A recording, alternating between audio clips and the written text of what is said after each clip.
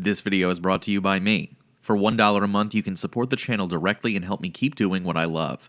Thanks for watching and supporting. This is a content warning for Lollipop Chainsaw.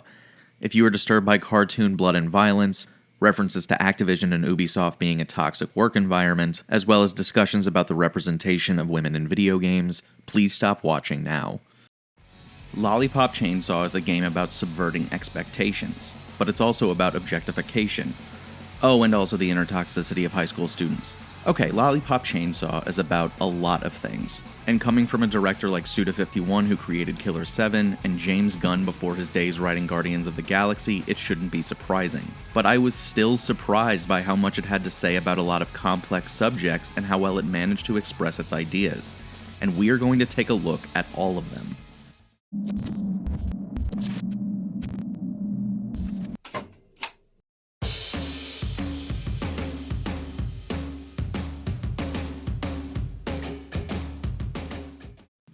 Lollipop Chainsaw is a lot like the movie Jennifer's Body. That movie takes a very satirical look at horror films, the ongoing war between the popular kids and the normal kids, and the idea of selling your soul for fame.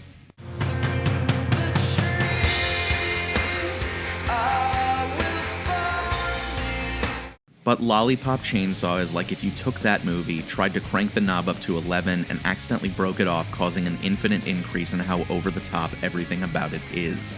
Subtlety is not a word Lollipop Chainsaw understands. It puts us in the shoes of Juliet Starling, giving us an introduction that has her making comments about how just because our story begins in her bedroom doesn't mean you should get any funny ideas. She is the head cheerleader at San Romero High School. She's constantly making comments about her weight, which we will be talking about later. Oh, and today is her 18th birthday. But after getting caught up in talking about her family and how her older sister won awards for marksmanship, and how the DMV absolutely blew it by giving her younger sister a driver's license because she's already causing pileups on the freeway, and how her parents are still madly in love and perfect together after years of marriage, Juliet realizes she is running late for meeting her boyfriend Nick outside of school before the day begins. Little does Juliet know that while she's introducing herself to us, a zombie infection is descending on San Romero, causing all of her friends and classmates to start eating everyone in their path. So at this point, if you were like me, you're probably a bit confused on how we go from the run-of-the-mill popular cheerleader to the ass-kicking zombie slayer from the commercials. Based on Juliet's introduction and the details she considered most important to tell us, there is no precedent to believe she is physically or emotionally equipped to handle the situation at hand, let alone actively fight it. I mean, I know a lot of male and female cheerleaders. They're all in shape, but they aren't doing anything in a zombie apocalypse like Juliet. When she finally makes it to the fountain where she was supposed to meet Nick, she discovers the area festering with the undead. Before a zombie can sink her teeth into her, Nick jumps between them, taking the zombie down but getting bit in the process. As the virus quickly begins to spread, he thinks, "This is it.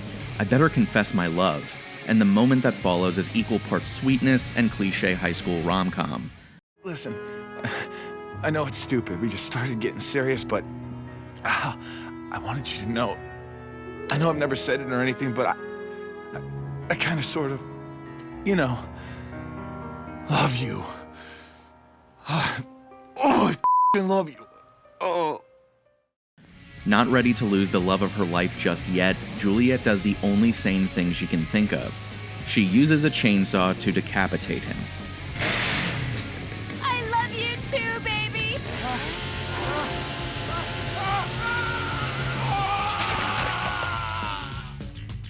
When we next see an awakened Nick, he feels great. He's alive and well.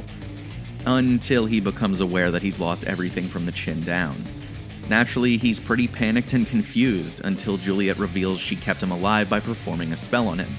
When Nick understandably questions how she can possibly know how to do that, let alone get it to work, Juliet confesses a pretty big secret. That not only she, but her entire family are all zombie hunters. It's a family business. I'm a zombie hunter. What?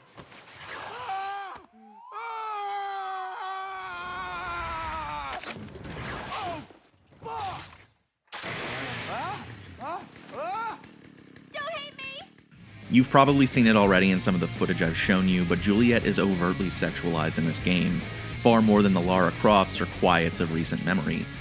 She's constantly bending over and teasing what's under her miniskirt, and she's completely unaware of how people are taking advantage of her, like when her master in training, Sensei Morikawa, makes her practice in special training underwear with teddy bears on them.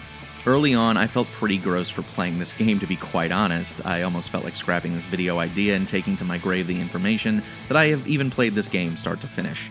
But after getting past the shock of how objectified Juliet seems at first, and after getting sideswiped by the reveal that she is much stronger than meets the eye, it finally clicked.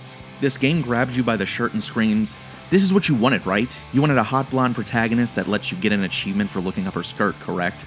That's what you want, some material to fantasize about for your intimate alone time." Do not confuse Juliet's innocent and ditziness for weakness or incompetence. She is an incredibly strong fighter, shaped by a family that champions facing challenges head-on, but she's also got a strong grasp on her femininity, making her an outlier for the time. The two are not mutually exclusive here. The way she is presented is very heavy-handed, and it'll likely rub a lot of people the wrong way, but I read it as a very in-your-face way of reminding you that yes, you are playing as a young woman in high school, and also, yes, she raises hell. Is over-sexualizing a teenage girl to poke fun at an industry that consistently does the same thing the best way to go about it? Probably not, but at least with Juliet there is some substance to her character that shatters the image you think of when you consider the stereotype of a cheerleader. But there is another person here who is objectified as well, literally. Nick. He goes from traditional jock, the classic hero of most stories, especially in video games, to having his autonomy stripped away in an instant when Juliet decides to cast the spell. She gave him no choice in the matter, and to make it worse, he literally becomes an accessory for Juliet's belt. And as he meets Juliet's family and introduces himself, he is consistently ignored and talked about, but rarely ever spoken to. Everyone is referring to him as an it, and at some point he becomes a toy for Juliet's little sister Rosalind to dress up and put makeup on. The only person who does speak directly to him is Juliet's dad, and even then it's with judgment and disapproval. Dad, this is... Nick, I know. You told me all about it. Failed to mention the, disability. It's kind of a new thing, sir. You can tell by the way he speaks to Nick that he views him as lesser than, unable to participate in the family business in his current state. You seem like a fine person, but whatever dude Juliet ends up with is gonna be part of the family business. What are you gonna do? Throw magic stars at chupacabras with your tongue? Maybe, Dad. Nick's tongue is very limber. And how do you know that? She doesn't. She doesn't know that at all, sir. She has no idea if my tongue is limber. And thus he immediately discounts him. Nick goes through his own emotional arc during the game while still retaining a deep support for Juliet as he cheers her on from her belt, which I found nice. But the longer he spends as a head, the more he starts to feel useless in the grand scheme of this adventure. While he can temporarily attach to headless bodies to get past environmental obstacles, he doesn't fully control them. Rather, he influences their movements while the personality still in them does most of the moving for him. And as the situation gets more and more dangerous, he feels more and more uneasy about going along for the ride, and he realizes he is hardly contributing to the events he is finding himself in the middle of. He is totally reliant on Juliet keeping him safe, and at a certain point he asks her to throw him away in the nearest trash can because he thinks he is worthless and just slowing her down. I'm not going without you. I love you. No, you don't. You just think it looks cool to have a boyfriend who's a decapitated head. What about what I want? But what if the zombies find you? They love human face. It's their favorite part. That's the risk I'm willing to take. It's the antithesis of how men are usually portrayed in games, and if you're a guy with even the faintest sliver of an open mind, you can probably understand how Nick feels and then take that one step further.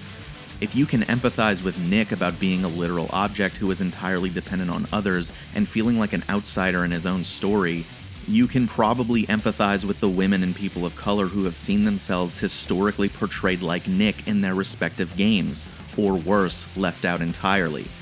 Video games have a long way to go before they are considered inclusive, and for every small step the industry takes moving forward, it does a triple jump backward. Look at all the women who are being left out of their own real-life stories at Activision and Ubisoft. These women are going into work, trying to do their job to the best of their ability, and they are being stepped on by the boys' club that is most of these large game studios. If studios were more inclusive and fair to women, Lollipop Chainsaw probably wouldn't exist. Because it wouldn't need to. If the issue of disparity between women and men in games didn't exist, more stories would be told from different perspectives, and there would be nothing for this game to poke fun at. That was a lot to take in, so let's take a breather before we continue. That's better. Now that we're centered, let's talk about the underlying toxicity of the high school surrounding and how the zombies in this game embody that toxicity. While I've gone over the outbreak, we haven't talked about how it actually started. Buckle up.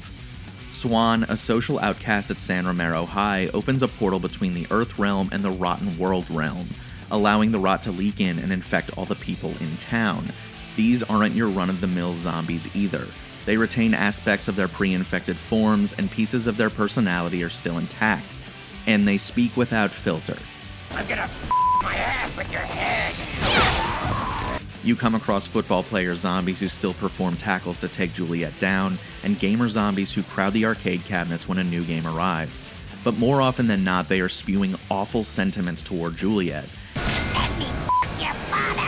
And while you could chalk it up to rotten zombies being rotten, the fact that they are directed at Juliet about very specific things like her dad point more to these people having these feelings before, and the infection instead brought these dark feelings to the forefront. The rot was under the surface the whole time, and now it can run free. I mean, look how the people who Juliet saves react when they get to safety. Juliet, I am so totally gonna mask to you tonight. They aren't saying anything the zombies aren't saying, just a bit less aggressive. It's incredibly jarring how these people talk to Juliet, and if they are this honest about objectifying her to her face, you can probably start to peel back where her fear of gaining weight comes from. Instead of it being an offhanded comment at the beginning of the game, she is constantly referring to how heavy she is. It feels less like a pride thing and more about how worried she is about how other people will perceive her. She can slay a horde of zombies no problem, but her peers are the ones that get to her. It's almost like we were the monsters all along. I fear no zombies, but that thing, it scares me. And now that we're kind of approaching the end, you might be wondering how I've gone this long without talking about gameplay that much. And that's because it's my least favorite part of the game. It's not bad, it just starts off incredibly simply and repetitively, so much so that I ask myself the one question you should never find yourself asking when playing a game. Is this really it? Fortunately, the tutorial in the first level that got boring quickly only covered the basics of gameplay. The combat system expands a lot through upgrades you can buy with coins you collect by killing zombies and exploring the environment. I kind of expected this game to play like No More Heroes, but slower because a chainsaw is more cumbersome to swing around than a beam katana, and to a point I was right. However, with No More Heroes, the combat is faster, crunchier, and more involved with motion controls. You can shred through enemies in those games. In Lollipop Chainsaw, combat is more combo-based, and after unlocking more, your arsenal gets a lot more complex. By the end of the game, it feels very fleshed out, but that early game slowness really felt like a grind. Most of the game centers around slaying the zombies, of course, but the real hook of the game is taking down Swan's army of dark purveyors from the Rotten World that involve fun, interesting boss fights. It wouldn't be a Suda game without references to rock music, and each of the purveyors represents a different kind of rock, from punk to rockabilly. I particularly liked the farm level where you fight toward a psychedelic rock boss and eventually ingest mushrooms by accident, causing Juliet to freak the hell out. All of the bosses were fun while they lasted, despite them being much easier to beat on a first try than I was expecting. With how easy it was to plow through them, this game only took around 6 hours to finish, or 2 short play sessions, and I think that's on the longer side according to what I looked up on the internet. But Lollipop Chainsaw is less about the length of time you spend and more about taking it all in. For a game about killing zombies, it's surprisingly upbeat, cheerful in spite of its darkness, and colorful all around. Decapitating multiple zombies earns you bonus coins and platinum medals you can use to buy new music and costumes. Luckily, I found a costume where Juliet wears shorts so I could feel less awful about myself. I also can't finish talking about this game without mentioning the incredible cast of voice actors here. Tara Strong, the voice of Timmy Turner, Bubbles from Powerpuff Girls, and about a million other voices you know, plays Juliet. Michael Rosenbaum from Smallville plays Nick, Linda Cardellini from Freaks and Geeks and the live-action Scooby-Doo movies plays Juliet's older sister Cordelia, and Michael Rooker, who is known for playing Yondu in Guardians of the Galaxy, are all here. They all did an amazing job bringing the cast of characters to life in a convincing way. Lollipop Chainsaw is unlike anything I've ever played, a signature characteristic of most Suda51 games.